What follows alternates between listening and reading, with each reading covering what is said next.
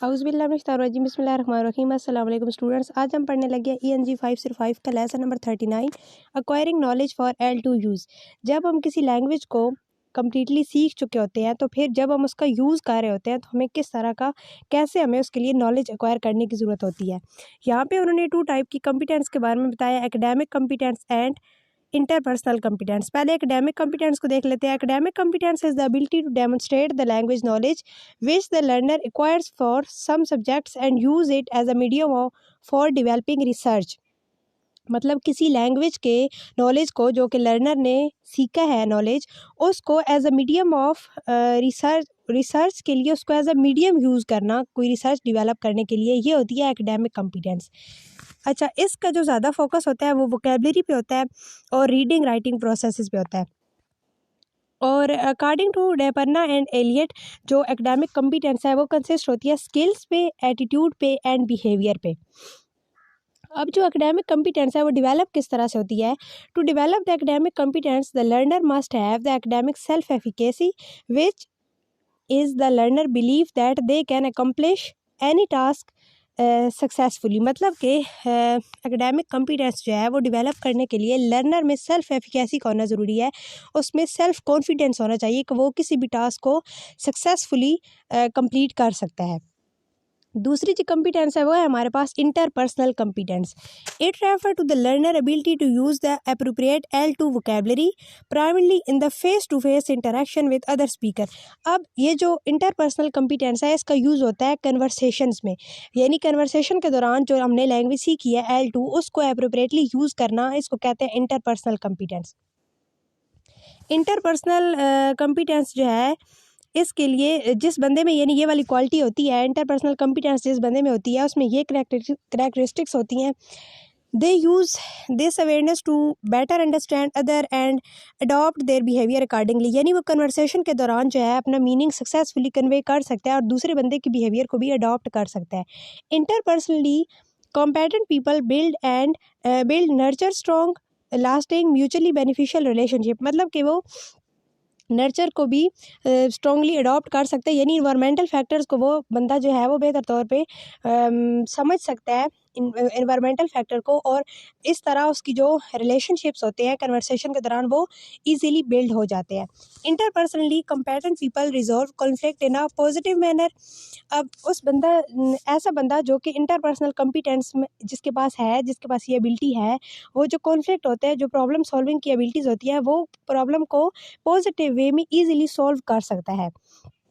UCLA researchers propose 5 dimension of interpersonal competence. अच्छा, UCLA research में जो 5 उन्होंने डायमेंशन बताए थे इंटरपर्सनल कम्पिटेंस के लिए, वो ये इंपॉर्टेंट है पेपर के पॉइंट ऑफ व्यू से। वो कौन कौन से हैं? Initiating relationships, self disclosure, providing emotional support, asserting displeasure with other actions and managing interpersonal conflicts. तो ये 5 जो है ये डायमेंशंस हैं। Priorities for L2 communicative activities for academic competence these are, यानी कि अब एकेडमिक कम्युनिकेटिव एक्टिविटीज़ के लिए सबसे पहले हमारे पास आती है एकेडमिक कम्पिटेंस। तो उसके लिए हमारे पास किस केस में कम्पिटेंस होनी चाहिए? Reading, listening, writing, speaking. और इंटरपर्सनल कम्पिटेंस में भी the order is listening, speaking and reading and writing. आगे उन्होंने इनको ना 2 कैटेगरीज में डिवाइड किए, रिसेप्टिव स्किल और प्रोडक्टिव स्किल। वो हम अगले टॉपिक में डिटेल से पढ़ते हैं। Receptive activities activities are design to develop receptive skills. Listening and reading are called receptive skill as learner receives the input and does not produce the language. Receptive नाम से जाहिर हो रहा है कुछ हमने रिसीव करना है, लैंग्वेज को हमने रिसीव करना है। तो ऐसी स्किल्स जिसमें हम रिसीव कर रहे होते हैं वो रिसेप्टिव स्किल्स होती है। अब ऐसी कौन कौन सी स्किल होती है? लाइक रीडिंग के दौरान हम कुछ रीड कर रहे हैं तो वो नॉलेज हम रिसीव कर रहे हैं। लिसनिंग, जब हम कुछ सुन रहे हैं तो हम तो लैंग्वेज नहीं प्रोड्यूस कर रहे, कोई दूसरा बंदा कर रहा है, हम रिसीव कर रहे हैं। तो लिसनिंग एंड रीडिंग जो है ये हमारे पास रिसेप्टिव स्किल्स है। They are some time to refer as a passive skill. Passive भी रिसेप्टिव और रिसेप्टिव यानी एक तरह की स्किल्स होती हैं। But the learner is still required to practice in the process by comprehending the input to create meaningful learning. आगे जी उन्होंने यहाँ पे it includes the following prerequisites for L2 linguistics knowledge. यहाँ पे उन्होंने कुछ प्री रिक्वेस्टिज बताया गया, मतलब कि इससे पहले उन्होंने कुछ जो स्टेप्स है वो फॉलो करने हैं।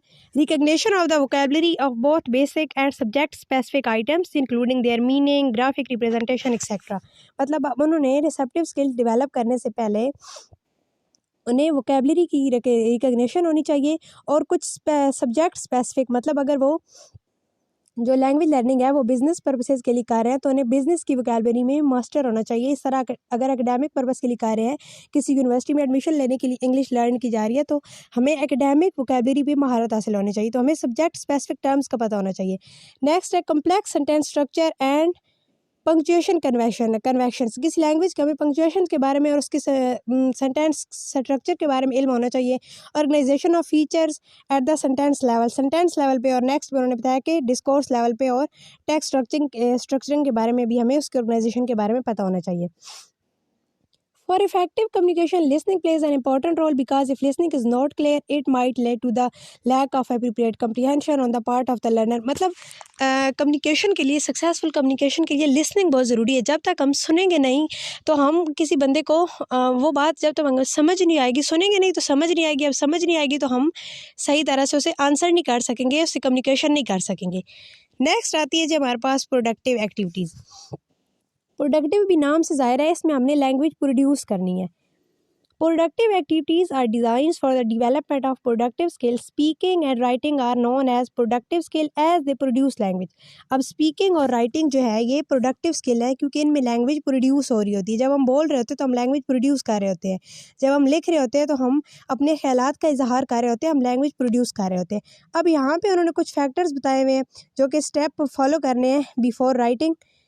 तो वो कौन से हैं? Formulating mental concept that are to be expressed centrally requires content knowledge. अब जब तक हमारे माइंड में किसी चीज़ को लेकर कॉन्सेप्ट्स क्लियर नहीं होंगे तो हम उसके बारे में अच्छी तरह से राइट नहीं कर सकेंगे।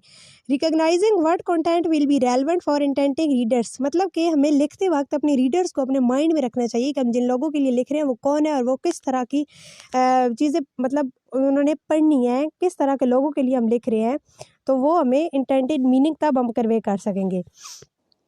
Constructing text with in socially defined conventions of expression. अब लिखते वक्त कुछ सोशल फैक्टर्स को मद्देनज़र रखना ज़रूरी होता है because culture and language are embedded, तो हमें इस चीज़ का भी ख्याल रखना पड़ता है।